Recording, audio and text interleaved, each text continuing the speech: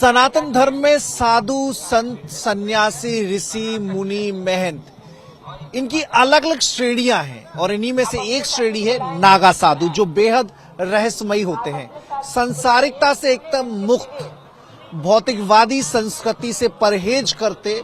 ये कठोर तप की एक जीवन शैली है और ये जीवन शैली का भी एक पैटर्न है, एक फॉर्मेट है। इस फॉर्मेट को अपनाने के बाद ही कोई व्यक्ति नागा साधु बन सकता है। महाकुंभ में, बनारस में गंगा किनारे आपको अक्सर ऐसे साधु नजर आएंगे, लेकिन ये महाकुंभ के बाद कहाँ जाते हैं, ये अपने आप में एक रहस्य है। सांसारिकता से एकदम कटे हुए हिमालय की बड़ी पहाड़ियों में नागा साधुओं को देखा जा सकता है। संसार से कनेक्टिविटी के लिए एक कोतवाल, एक पद होता है जो इनकी संसार से कनेक्टिविटी रखता है। इनकी जो जीवन की आवश्यकताएं हैं उनकी बंदोबस्त में, उनकी व्यवस्थाओं में वो रहता है।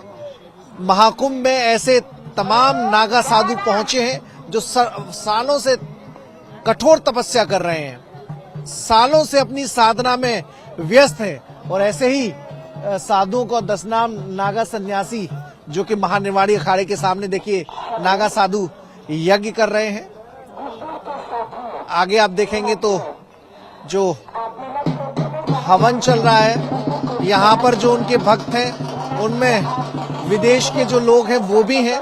आस्था में जब कोई तल्लीन हो जाता है तो तस्वीर ऐसी होती है।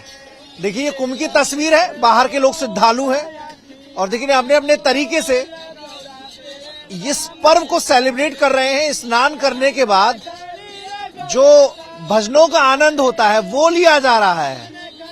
गीत संगीत के जरिए ईश्वर को खुश करने की कोशिश, ईश्वर के रास्ते पर चलने का इरादा जाहिर करता ये उत्साह, ये उमंग साफ नजर आ रही है। कहाँ से आए हैं भैया आप लोग?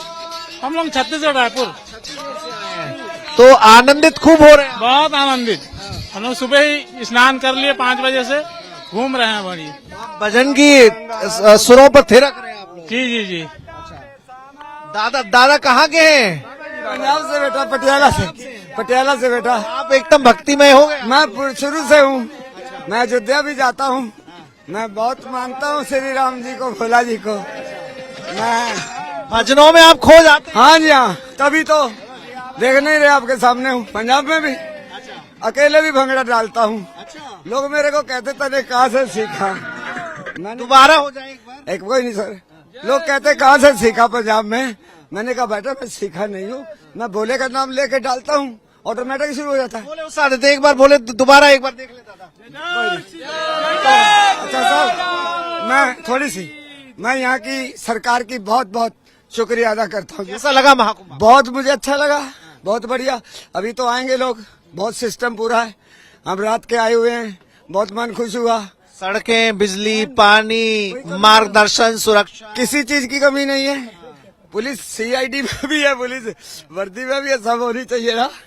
तो जरा एक बार फिर दिखा दीजिए कि दर्शक देख लें कि कितना उत्साह महाकुंभ में आने वाले लोगों को है। बहुत बढ़िया सर, मेरे को एंड खुश हो रहे हैं। एक गाना, हाँ एक बार भंगड़ा और करवा दीजिए।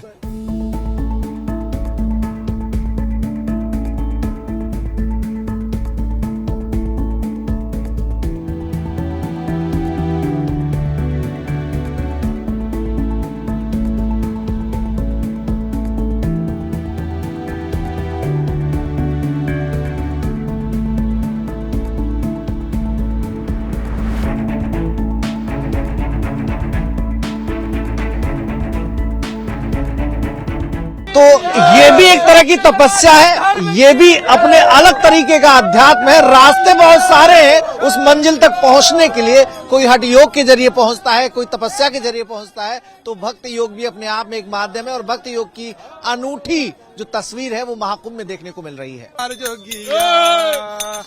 भोले खाते निस दिन भंग रहते पार्वती के संग, भोले खाते निस दिन भंग रहते पार्वती के संग। धारे गंगा के बहावेल हमार जोगिया रे, हमार जोगिया। डम डम डमारू बजावेल हमार जोगिया रे, हमार जोगिया। हरि की कथा सुनाने वाले, हरि की कथा सुनाने वाले, सच्ची राह बताने वाले, तुमको लाखों प्रणाम, तुमको लाखों प्रणाम। हम लेकर विष का प्याला जा रहे थे हम के गाला, हम लेकर विष का प्याला जा रहे थे हम के गाल।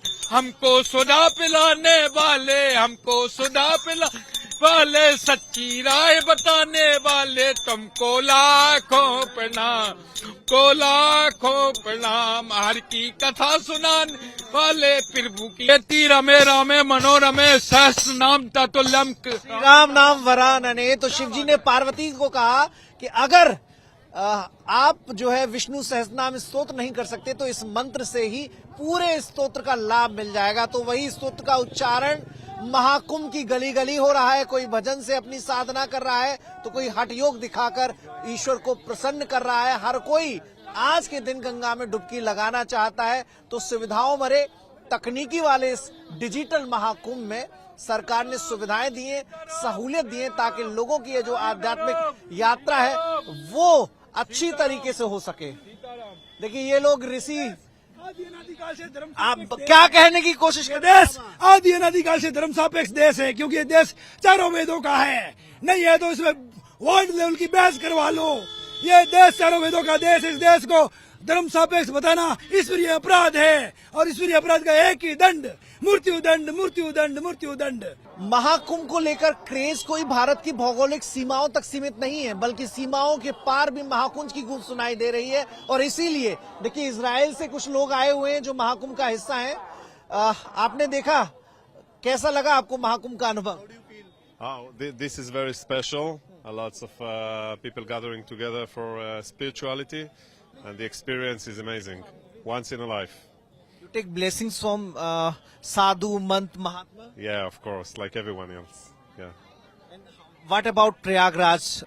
All facility which is providing by the UP government. Everything is very organized and settled. All the needs. We have everything here. So, thank you for organization.